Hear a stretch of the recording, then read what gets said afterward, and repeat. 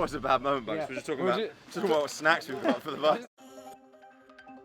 When we all turned up here at Loughborough for week one, we had that nervous anticipation of what it was going to be like. It was something new, it was something different. We turned up in a ramshackle, different kit, not quite knowing what all the COVID processes and testing was like, and there was just a sense of nervousness around the whole thing really, but also that real excitement that this challenge could bring us all together to do something quite special.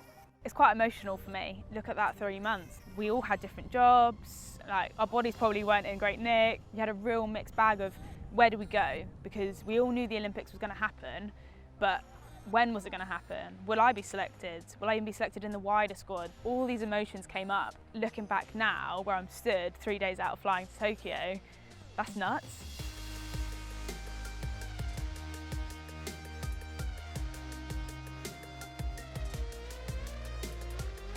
There's definitely been a lot of tears, just the exhaustion. I think coming back in and literally putting everything we've got out there. There was one session where I was just crying when we were like tackling. So yeah, that sticks with me. In all honesty, the last 3-4 months has been some of the best of my life. I've really enjoyed this journey. Just enjoyed the boys, enjoyed all of us having the same goal of trying to get to Tokyo and going for that gold medal. I've only ever known these guys as enemies almost, like especially the English boys, the Welsh boys, played against them so much in the last few years. To now to be able to, like, over the course of the last 4 months, actually build friendships with these guys, get really close to some of them and learn off each other as well. It's been an amazing experience and something that I think there will actually be friendships sort of made for life at the back of it. Like, you've gone through something which is, I think would bond any team going to the Olympics and things like that, but doing it under these COVID circumstances and trying to look after each other the way we have and being stuck in a room with another guy who you don't really know day in, day out, eating meals in rooms and things like that, has been a surreal experience. For me, some of the milestone moments are probably when I get most emotional, because those are the ones that I remember. But the first one was probably playing at St George's Park. The excitement everyone had just to get back on the pitch, because we hadn't had the chance to play the game that we love playing, and that was a moment of like, we're back on the field, like this is amazing, we're just going to savour this. We've had our own sort of, I guess, home feel of St George's Park. We've been to LA, Dublin. Those are the highs for us. We love playing. That's all we want to do is play. So when we get the opportunity, we really, really relish it. Selections, it's a difficult one. For me personally, obviously, huge honour to co-captain the squad, and that's something I have so much pride about.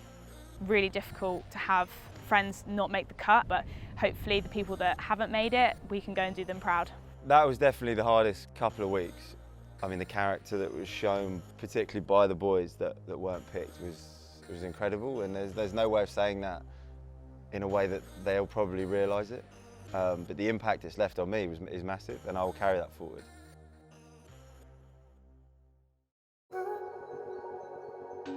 When we walked out earlier on, I thought, we look spicy, don't we?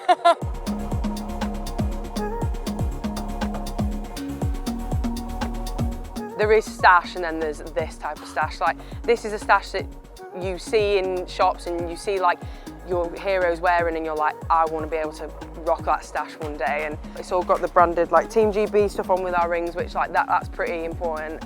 We are kitted out to the max.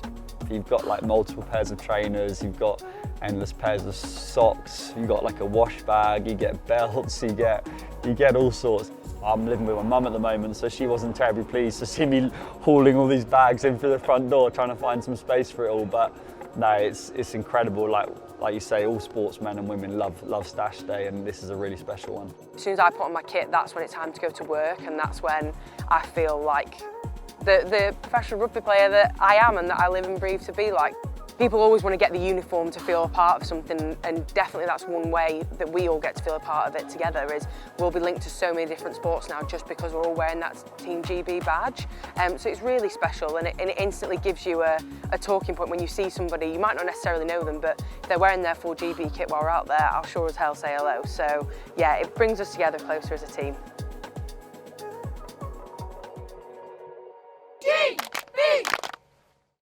In the calendar, I got a notification last night on my phone saying Olympics tomorrow. It was a bit surreal, and you're trying not to take for granted and just soak it all up as each moment comes. The sun's shining. We went for a nice early walk this morning as the sun was rising, and it's a really special day.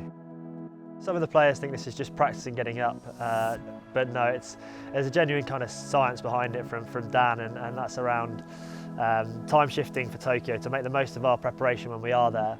What can we do in the days leading up to that to make sure that we hit the ground running in Tokyo and can shift as quickly as we can. We know it's a difficult challenge shifting 8 hours in a short amount of time, and especially going east. So what can we do now to preload that and make us in the best shape when we get to Tokyo? I didn't think I was usually a early riser, but I've coped quite well with it so far. I thought it was going to be a shock to the system, but luckily enough it hasn't been too bad. We've gone to bed at 9 o'clock, then 8 o'clock, and woken up at 6 o'clock, then 5 o'clock, and basically hoping to sleep on the flight on the way out there. Getting on that plane today will make it feel really real. For me now, it's just about kind of taking each day as it comes, like trying to soak up as much of it as possible. Like, these moments aren't going to come around often, so it's all about just trying to stay present and take it all in. My girlfriend was just sort of saying, she was like, I can't believe you're almost at the Olympics, you're competing, and it just sort of dawned on me then. I was like, wow, yeah, like that's madness. Like, you've watched it on telly for however many years. I'm actually going to the Olympic Games at the minute. It's like a mental, surreal feeling that hasn't really sunk in. Everyone's so excited, and I think that's the overriding feel. You've got the kind of the nervous energy going on at the moment, but I think that will happen until we get on the plane. It's euphoric, I think, this moment, and like I said, putting the Team GB stash on, you definitely feel part of a wider group, and like the whole nation's behind you. What's our focus? I think our pool games. You know, we've got New Zealand, Russia, Kenya. Obviously, New Zealand, big game, being #1 in the world. So if you want to be the best, you've got to beat the best, and we've got the opportunity to do that. I think we've already had some amazing gold medal moments just throughout this process. Like, we never thought we would have a programme like sort of 4 or 5 months ago. And so just getting to this point is a huge win in itself, and I think we've achieved so much already. But definitely going forward, like, we've got that gold medal mindset, we've got that mission possible we've been talking about like throughout this whole campaign, and I think like we've totally got a group that's capable of going out there and winning a gold medal on our day. I think we're fantastic. I want us to go and achieve the gold medal, but I want us to do it having a great time. And I think the memories that will come along with it are going to be there. So it's embracing it, and I've said it to the girls and I'll keep saying it, embrace every moment, because that's what it's all about. You don't get to go to the Olympics every day. If you're going to go, why wouldn't you dream big? And why wouldn't you go for the top spot? So absolutely, that's 100% what we're going for. There are other things wrapped up in it, and maybe those other things are more important, you know, when it's all said and done. But of course, we're going to go for the gold.